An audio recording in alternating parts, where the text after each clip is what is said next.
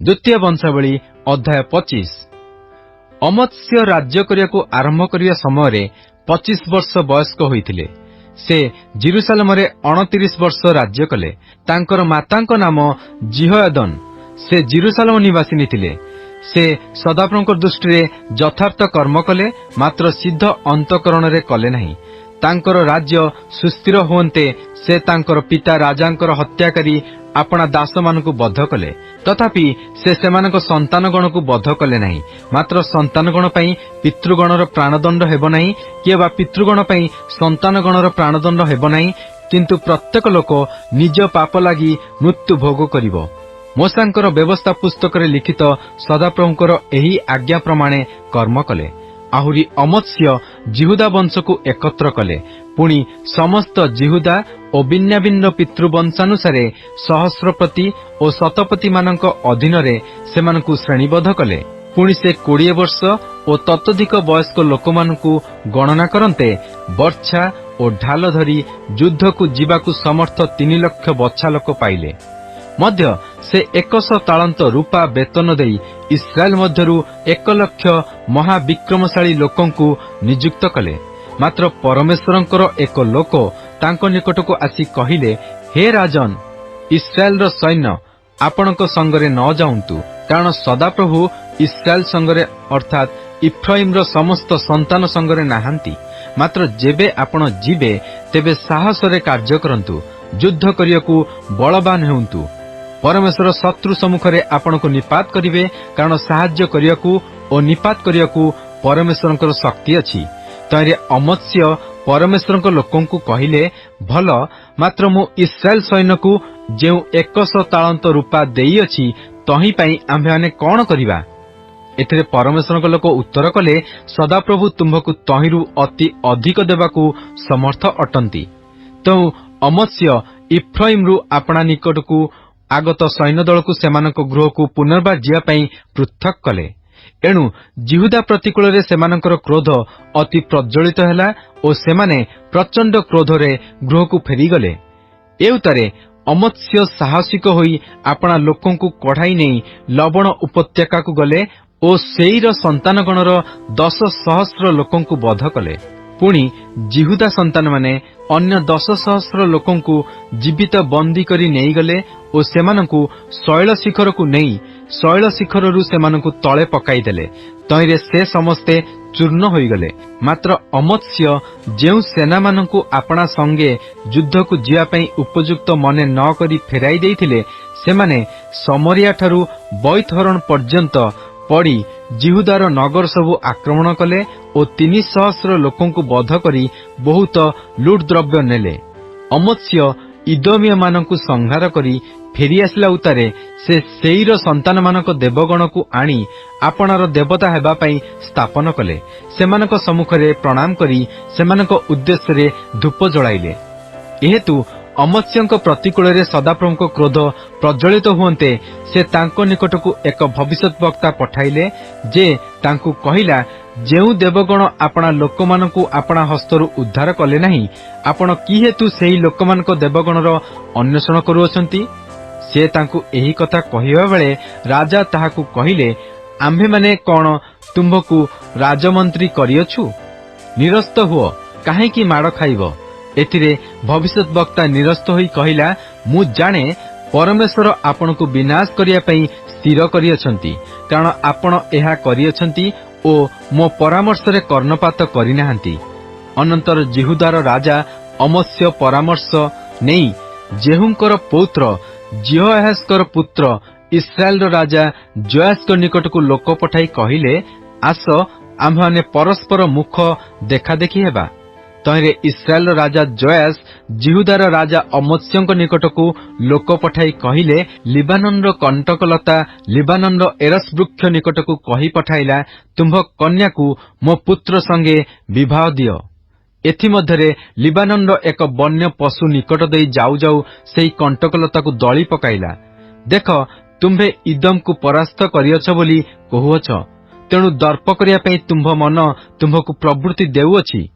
एबे आपणा घरे थाओ, आपणार अमंगल पई काहेकि विरोध करिवो? पुणी तुम्भे और तुम्भ संगे जिहुदा दुहे काहींकी पतित हेब।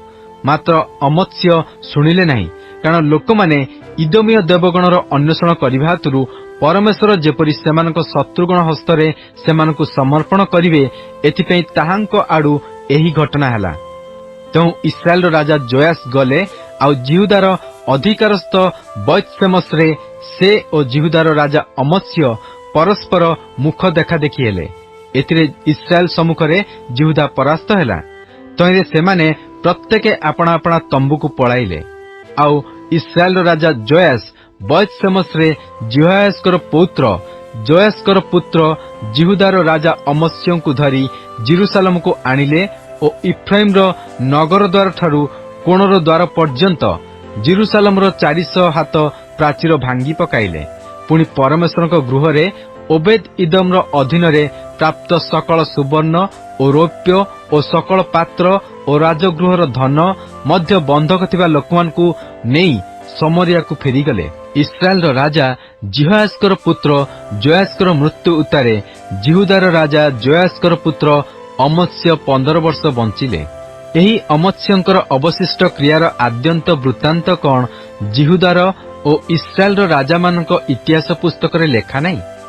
अमत्स्य सदाप्रभुଙ୍କ अनुगमनରୁ विमुख हेबा समय ठारू लोकमाने जेरुसालेम रे तांको विरुद्ध रे चक्रांत कले। तहिरे से लाखिस को पळाइले। मात्र सेमाने तांको पछे लाखिस को लोक पठाई सेठारे तांकु बध कले। पुणी सेमाने अश्वमानक उपरे तांकु आनी जिहुदा नगर रे तांकर पितृगण सहित तांकु कबर देले। द्वितीय वंशावली अध्याय 26। एथि उतारे जिहुदार लोक समस्ते 16 वर्ष वयस्क उसियंकु नेई तांकर पिता अमत्स्यंकर पदरे तांकु राजा कले। राजा आपणा पितृगणक सहित शयन कला उतारे उसिय एलत नगर दृढ़ करी ताहा पुनर्बार जिहुदार अधीन को आनिले। उसिय राज्य करियाको आरंभ करिया समय 16 वर्ष वयस्क होइथिले। से जेरुसालेम रे 52 वर्ष राज्य कले। तांको मातांकर नाम जिखलिया, से जेरुसालेम निवासिनी थिले। पुणी से आपणा पिता अमत्स्यंकर समस्त क्रियानुसारे सदाप्रभुଙ୍କ दृष्टि यथार्थ कर्म कले। आउ परमेश्वरीय दर्शन संबंध में बुद्धिमान जिखरियर समय से परमेश्वर अन्वेषण करने आपना को निविष्ट कले और से जेते काल सदाप्रभुଙ୍କର अन्वेषण कले सेते काल परमेश्वर तांको कृतकार्य हेबाकू देले। पुणी से जाई पलेस्टिया मानक प्रतिकूल रे युद्ध कले। आउ गाथ नगर प्राचीर और जबनीर प्राचीर और अजदोदर प्राचीर भांगी पकाइले। पुणी अजदोद देश और पलेस्टिया मानक मध्य नाना नगर निर्माण कले। आहुरी परमेश्वर पलेस्टिया मानक प्रतिकूल रे और गुरबाल निवासी आरबीय मानक और म्यूनिय मानक प्रतिकूल रे तांकर सहाय्य कले। पुणी अमोनिय माने उसियंकु दर्शनी देले और तांकर नाम मिसरर सीमा पर्यंत व्याप्त हैला, कारण से बेलकु बेल बलिष्ठ हेले। आहुरी उसिय जेरुसालेमर कोण द्वार रे और उपत्यका द्वार रे और प्राचीर कोण रे दुर्ग निर्माण करी ताहा सबु दृढ़ कले। पुणी से प्रांतर रे दुर्गमान निर्माण कले। मध्य तलभूमि रे और समभूमि रे तांकर बहुत पशु थिबारु अनेक कूप खोलिले। आउ पर्वत रे और फलवत क्षेत्र रे तांकर कृषक और द्राक्षा कृषकगण थिले। आहुरी से कृषिप्रिय थिले। आहुरी उसियंकर युद्धकारी सैन्य सामंत थिले। सेमाने राजांकर हनानिय नामक एक सेनापतिर अधीन रे जियुएल लेखकर और मासेय शासनकर्तार गणित संख्यानुसारे दल दल होई युद्ध करियाकु यात्रा कले। पितृवंश प्रधान और महाविक्रमशाली लोकंकर समुदाय संख्या 2600 थिला। पुणी सेमानक हस्ताधीन रे 3,07,500 शिक्षित सैन्य थिले। एमाने शत्रु विरुद्ध रे राजांकर साहाय्य निमंते अति पराक्रम रे युद्ध कले। पुणी उसिय सेही समस्त सैन्य दल निमंते ढाल और बर्छा और टोपर और सांजुआ और धनु और छाटिनी पत्थर प्रस्तुत कले। आउ से जेरुसालेम रे शिल्पकार मानक कल्पित यंत्र प्रस्तुत करी तद्वारा तीर और बड़ बड़ पत्थर निक्षेप करने निमंते ताहा सबु दुर्ग सबुरे और प्राचीर चूड़ारे रखिले। पुणी तांकर नाम बहु दूर व्याप्त हैला, कारण से बलिष्ठ हेबा पर्यंत आश्चर्य रूपे साहाय्य प्राप्त हेले। मात्र से बलवान हुंते तांकर अंतकरण उद्धत हैला। तहु से दुराचरण करी सदाप्रभु आपणा परमेश्वर विरुद्ध रे सत्य लंघन कले। कारण से धूप बेदी रे धूप जलाइबा निमंते सदाप्रभुଙ୍କ मंदिर को गले। तहिरे ऐश्वर्य जाजक और ताहा संगे सदाप्रभुଙ୍କର 80 जन पराक्रांत जाजक तांकर पछे पछे गले। पुणी सेमाने उसिय राजांकु निवारण करी तांकु कहिले, हे उसिय, सदाप्रभुଙ୍କ उद्देश्य रे धूप जलाइबा पई आपणकर अधिकार नाही। मात्र हारणकर संतान जो जाजक माने धूप जलाइबा पई पवित्रकृत होइछंती सेमानकर अधिकार अटे। पवित्र स्थानरू बाहरी जाउंतु। आपण सत्य लंघन करियछंती। एहा सदाप्रभु परमेश्वरଙ୍କ ठारू आपणको गौरवार्थे हेबो नाही। सेतेबेले उसिय कोपान्वित हेले। पुणी धूप जलाइबा निमंते तांकर हस्तरे धूपाची थिला। पुणी से जाजक मानक प्रति कोपान्वित थाउ थाउ सदाप्रभुଙ୍କ गृहरे जाजक मानक साक्षातरे धूपवेदी निकटरे तांकर कपाଳରେ कुष्ठ प्रकाश पाइला। तहिरे प्रधान जाजक ऐश्वर्य और अन्य सकल जाजक तांकु अनान्ते, देख तांकर कपाଳରେ कुष्ठ होइअछि। तहु सेमाने शीघ्र तांकु सेठारु तड़ी देले। मध्य से आपे बाहरी जीवा पई चंचल हेले, कारण सदाप्रभु तांकु आघात करथिले। तहिरे उसिय राजा आपणा मरण दिन पर्यंत कुष्ठी होई पृथक गृहरे बास कले, कारण से सदाप्रभुଙ୍କ गृहरु उच्छिन्न हेले। तहु तांकर पुत्र जोथम राजगृहर कर्ता होई देशस्थ लोकमानकर विचार कले। एही उसियंकर आद्यंत अवशिष्ट वृत्तांत आमोसर पुत्र जिसाय भविष्यत वक्ता लेखिला। एही रूपे उसिय आपणा पितृगण सहित शयन कले। तहिरे लोकमाने तांकर पितृगण सहित राजा मानक कबर क्षेत्र रे तांकु कबर देले, कारण सेमाने कहिले से कुष्ठी। तहु तांकर पुत्र जोथम तांकर पदरे राज्य कले। द्वितीय वंशावली अध्याय 27। जोथम राज्य करियाकु आरंभ करिया समय 25 वर्ष वयस्क होइथिले। से जेरुसालेम रे 16 वर्ष राज्य कले। तांकर मातांक नाम जिरुसा। से सादकर कन्या थिले। पुणी से आपणा पिता उसियंकर समस्त क्रियानुसारे सदाप्रभुଙ୍କ दृष्टि रे यथार्थ कर्म कले। तथापि से सदाप्रभुଙ୍କ मंदिर रे प्रवेश कले नाही। आउ लोकमाने से समय रे दुराचरण कले। से सदाप्रभुଙ୍କ गृहर उपर द्वार दृढ़ कले। पुणी ओफल प्राचीर उपरे अनेक स्थान निर्माण कले। आहुरी से जिहुदार पर्वतमय देशरे नाना नगर और बनरे गड़ और दुर्ग सबु निर्माण कले। मध्य से अमन संतानगणर राजा संगे युद्ध करी सेमानकु परास्त कले। तहिरे अमन संतानगण सेही वर्ष तांकु 100 तालंत रूपा और 10,000 महण गहम और 10,000 महण जब देले। अमन संतानगण द्वितीय और तृतीय वर्ष मध्य सेतिकी तांकु देले। एही रूपे जोथम सदाप्रभु आपणा परमेश्वरଙ୍କ सम्मुखरे आपणा पथ सजाड़िबारु पराक्रांत हेले। एही जोथमकर अवशिष्ट वृत्तांत और तांकर सकल युद्ध और तांकर आचरण विषय देख इस्राएल और जिहुदार राजा मानक पुस्तक रे लेखा अछि। से राज्य करियाकु आरंभ करिया समय 25 वर्ष वयस्क होइथिले और जेरुसालेम रे 16 वर्ष राज्य कले। पुणी जोथम आपणा पितृगण सहित शयन करन्ते लोकमाने दाऊद नगर रे तांकु कबर देले।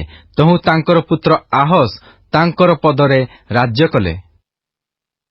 द्वितीय वंशावली अध्याय 28। आहस राज्य करियाकु आरंभ करिया समय 20 वर्ष वयस्क होइथिले ओ से जेरुसालेम रे 16 वर्ष राज्य कले। पुणी से आपणा पूर्वपुरुष दाऊदଙ୍କ परि सदाप्रभुଙ୍କ दृष्टि रे यथार्थ कर्म कले नाही। मात्र से इस्राएल राजा मानक पथरे चलिले। मध्य बाल देवगण उद्देश्य रे छांचरे ढला प्रतिमा निर्माण कले। आहुरी से हिनम पुत्रर उपत्यकारे धूप जलाइले और सदाप्रभु इस्राएल संतानगण सम्मुखरू जो अन्य देशीय मानकु दूर करथिले सेमानकर घृणायोग्य व्यवहार अनुसार से आपणा संतानगण को अग्नि रे दग्ध कले। पुणी से उच्चस्थली रे और पर्वत उपरे और प्रत्येक हरितवर्ण वृक्ष तले बलिदान कले और धूप जलाइले। एहेतु सदाप्रभु तांकर परमेश्वर अराम राजार हस्तरे तांकु समर्पण कले। तहिरे सेमाने तांकु परास्त कले ओ तांकर असंख्य लोककु बंदी करी दमेशककु नहीं गले। मध्य से इस्राएल राजांकर हस्तरे समर्पित होते से तांकु महासंहार रे परास्त कले। कारण रमलियर पुत्र पेकह जिहुदारे 1,20,000 विक्रमशाली लोकंकु एक दिन रे बध कला। जेणु सेमाने सदाप्रभु आपणा मानक पूर्व पुरुषगणर परमेश्वर को परित्याग करथिले। पुणी सिख्री नाम इफ्राइमीय एक विक्रमशाली लोक राजपुत्र मासेयकु ओ गृहाध्यक्ष अस्रिकामकु ओ राजांकर द्वितीय स्थानीय इल्कानाकु बध कला। आउ इस्राएल संतान माने आपणा मानक भ्रातृगणर स्त्री पुत्र ओ कन्या 2 लाख प्राणी की बंदी करी नहीं गले। मध्य सेमानक ठारू बहुत लुट द्रव्य नेले ओ सेही लुट द्रव्य सबु समरिया को आनिले। मात्र सेठारे ओबेद नामरे सदाप्रभुकर जड़े भविष्यत वक्ता थिला। से समरिया को आगत सैन्य दल संगे साक्षात करिया को जाई सेमानकु कहिला, देख सदाप्रभु तुमମାନଙ୍କ पितृगणर परमेश्वर जिहुदा प्रति कोपान्वित हेबारु सेमानकु तुमମାନଙ୍କ हस्तरे समर्पण कले। आउ तुहे माने गगनस्पर्शी क्रोधाग्नि द्वारा सेमानकु बध करियछ। आउ एबे तुहे माने जिहुदार ओ जेरुसालेमर संतान संतति गणकु आपणा मानकर बंधा दास ओ बंधा दासी करी रखियाकु मानस करुअछ।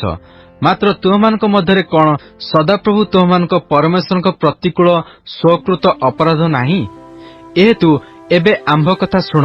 आउ तुहे माने आपणा मानक भ्रातृगण मध्यरु जेउ मानकु बंदी करी आनियछ सेमानकु फेरी पठाई दियो। कारण तुमମାନଙ୍କ उपरे सदाप्रभुଙ୍କର प्रचंड क्रोध रहिअछि। एथिरे जिहोहानानर पुत्र असर्य, मसिलोमतर पुत्र बेरिखिय ओ सलुमर पुत्र जिहिस्किय ओ हदलयर पुत्र अमासा एही केतक इफ्राइमर संतानगणर प्रधान लोक युद्धरु आगत लोकमानक विरुद्धरे ठिया होई सेमानकु कहिले, तुमे माने बंदी मानकु ए स्थानकु आनिबो नाही। कारण तुमे माने सदाप्रभुଙ୍କ निकटरे आम्भमानकु आहुरी अपराधग्रस्त करिया पई आम्भमानकर पाप ओ अपराध सकलर वृद्धि करियाकु मानस करूअछ। आम्भमानकर भारी अपराध होइअछि ओ इस्राएल उपरे प्रचंड क्रोध रहिअछि। तहिरे अस्त्रधारी लोक माने सेही बंदी मानकु ओ सकल लुटित द्रव्य अधिपति मानकर ओ समग्र समाजर सम्मुखरे रखिले। तहिरे पूर्वोक्त लोक माने उठी बंदी मानकु नेले ओ लुटित द्रव्य नेई सेमानंक मध्यरे समस्त उल्लंघ लोकंकु वस्त्र ओ पादुका पिंधाइले ओ सेमानंकु भोजनपान करियाकु देई तैल मर्दन कले ओ सेमानंक मध्यरु दुर्बल समस्तंकु गर्धवरे चढ़ाई खर्जुरपुर जिरियकु सेमानंक भ्रातृगण कतिकी नेई गले। एथि उतारे सेमाने समरियाकु फेरी आसिले। सेही समरे आहस राजा आपणार साहाय्य पाई असुरिय राजा मानक निकटकु लोक पठाइले। कारण इदोमिय लोक माने पुनर्बार जिहुदा देश को आसी परास्त करी अनेकंकु बंदी करी नहीं जाइथिले। पलेस्टिया माने मध्य तळभूमिर ओ जिहुदा दक्षिणांचलर नगर मान आक्रमण करी बैतसेमस ओ अयालोन ओ गदेरोत पुणी सोखो ओ तहिर उपनगर तिम्ना ओ तहिर उपनगर गिमस ओ तहिर उपनगर सकल हस्तगत करी सेठारे बास करुथिले। कारण इस्राएल राजा आहस्क सकाशु सदाप्रभु जिहुदा को खर्ब कले। जेणु से जिहुदा मध्यरे स्वेच्छाचार करी सदाप्रभुक विरुद्धरे नितांत सत्य लंघन करिथिले। एथिउतारे असुरर राजा तिलगत पिलनेसर तांको निकटको आसिला। मात्र तांको बळ न देई क्लेश देला। कारण आहस सदाप्रभुक गृहरु ओ राजांकर ओ अधिपति मानक गृहरु धन हरण करी असुरर राजा को देले। मात्र तद्वारा तांकर साहाय्य हेला नाही। पुणी सेई आहस राजा आपणार क्लेश समय सदाप्रभुक विरुद्धरे आहुरी सत्य लंघन कले। कारण जेउ दमेशकीय देवगण तांको परास्त करथिले सेमानक उद्देश्य से बलिदान कले। आउ से कहिले अरामेय राजा मानक देवगण सेमानंकर साहाय्य करियछंती। एहेतु मु सेमानक निकटरे बलिदान करिवि तहिरे सेमाने मोहर साहाय्य करिवे। मात्र सेमाने तांकर ओ समग्र इस्राएल विनाशर कारण हेले। एउतारे आहस परमेश्वरंक गृहर पात्र सकल एकत्र कले ओ परमेश्वरंक गृहर सेही पात्र सबु काटी खंड खंड कले ओ सदाप्रभुक गृहर कबाट सबु बंद कले। पुणी से जेरुसालेमर प्रत्येक कोणरे आपणा पई यज्ञवेदी निर्माण कले। आहुरी से अन्य देवगण उद्देश्य धूप जलाइबा पई जिहुदार प्रत्येक नगर रे उच्चस्थली निर्माण कले और सदाप्रभु तांकर पितृगणर परमेश्वर को विरक्त कले। तांकर अवशिष्ट वृत्तांत और तांकर आद्यंत सकल आचरण देख जिहुदार और इस्राएल राजा मान पुस्तक रे लेखा अछि। एउतारे आहस अपना पितृगण सहित शयन करते लोक माने जेरुसालेम नगर मध्य तांकु कबर देले, कारण सेमाने तांकु इस्राएल राजा मानक कबर को आनिले नहीं। तही उतारे तांकर पुत्र हिजकिय तांकर पदरे राज्य कले।